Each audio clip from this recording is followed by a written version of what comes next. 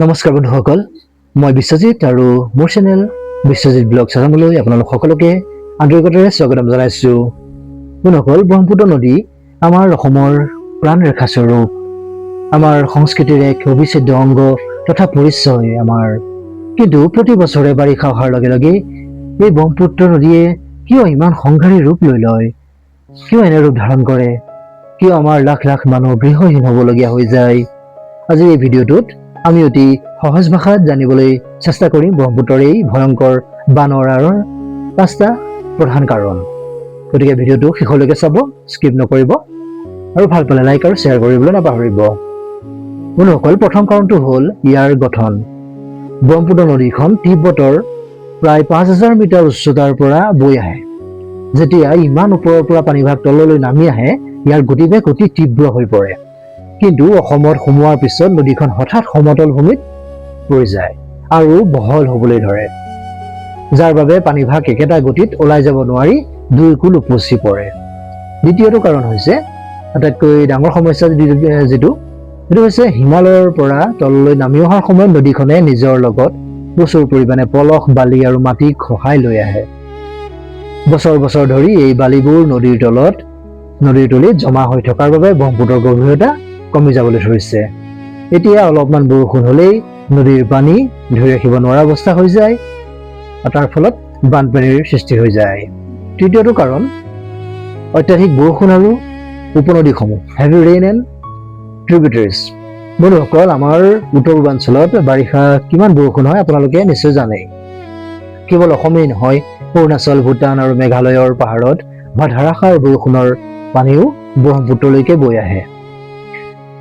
ব্ৰহ্মপুত্ৰৰ 30খনতকৈও অধিক ডাঙৰ ডাঙৰ উপনদী আছে, যেনে ধৰক ধনশিৰি, জীয়াভৰলী, সোৱণশিৰি, এনেধৰণৰ।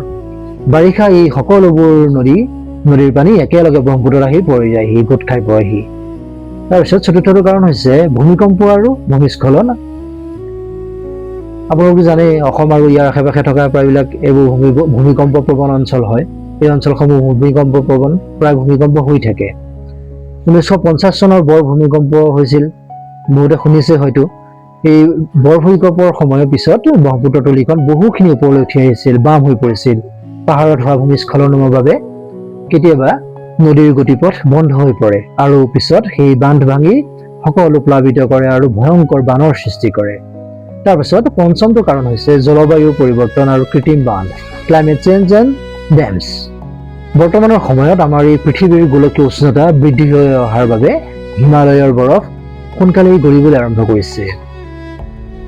ইয়াৰ উপৰিও নদীৰ পাৰৰ বনাঞ্চল ধ্বংস কৰা আৰু সময়মতে মাথাউৰিবোৰ মেৰামতি নকৰাটো এটা মানৱ সৃষ্ট কাৰণ হৈ পৰিছে।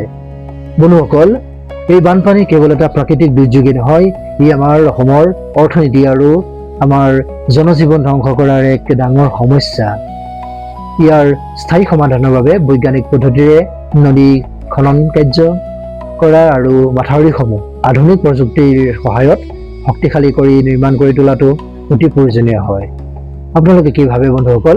ব্ৰহ্মপুত্ৰৰ পানী কেনেকৈ ৰোধ কৰিব পৰা যাব? তলত কমেণ্ট বক্সত কমেণ্ট কৰি আপোনাৰ বহুমূলীয়া কমেণ্ট নিশ্চয় জনাব। আপোনাৰ মতামত মোৰ বাবে বহুত গুৰুত্বপূৰ্ণ হয় আৰু মই এনেধৰণৰ ভিডিঅ' বনাবলৈ সাহস পাওঁ। গতিকে চেনেলটো যদি প্ৰথমবাৰৰ বাবে চাইছে তেন্তে ছাবস্ক্ৰাইব কৰিবলৈ নাপাহৰিব আৰু লগতে বেল আইকনটো অন কৰি দিব, যাতে এনেধৰণৰ বিভিন্ন সুস্বাস্থ্য তথা এনেধৰণৰ বিভিন্ন ভিডিঅ' আপুনি লাভ কৰিব পাৰে। হেল্থি লাইফষ্টাইল টিপছৰ ওপৰতো মই ভিডিঅ' বনাওঁ। এনেধৰণৰ ভিডিঅ' যাতে আপুনি লাভ কৰি থাকিব পাৰে, ভিডিঅ'টো লাইক কৰিব, চেনেলটো ছাবস্ক্ৰাইব কৰিব। আকৌ লগ পাম আন এটা নতুন ভিডিঅ'ৰ সৈতে। সকলো কুশলে থাকক, সুখী হৈ থাকক। ধন্যবাদ। জয় আই অসম।